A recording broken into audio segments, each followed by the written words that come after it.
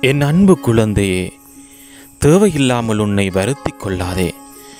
நீ உன் வாழ்க்கையில் தத்தளித்து கொண்டு இருக்கிறாய் என்பதை நான் அறிவேன். உன்னை எனது கரம் கொண்டு இறுக பிடித்து காப்பாற்றிக் கொண்டிருக்கின்றேன். இன்னும் சில நாட்களில் அனைத்தும் மாறிவிடும். உன் எண்ணங்கள் அனைத்தும் நிறைவேற போகிறது.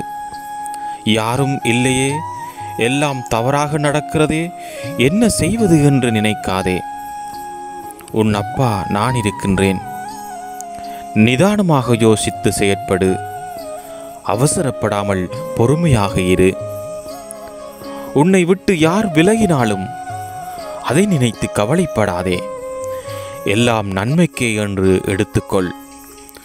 யார் உன்னை வெறுத்தார்களோ, யார் உன்னை உதாசீனப்படுத்தினார்களோ, யார் உன்னை வேதனைப்படுத்தினார்களோ அவர்கள் முன் நீ மென்மேலும் வளர்ச்சியடைந்து உன் வாழ்வில் வெற்றி பெறப் போகிறாய். கவலைப்படாமல் இரு. அப்பா நான் இருக்கிறேன். உனக்கு வரும் அனைத்து துன்பங்களையும் நான் ஏற்பேன். என் அனுமதி இல்லாமல் எதுவும் நடக்காது. அதனால் கலங்காதே. அனைத்தும் பொடிப்பொடியாகப் போகிறது. உன் மனம் தெளிவாகும். இழந்ததை மீண்டும் பெறப்போகிறாய்.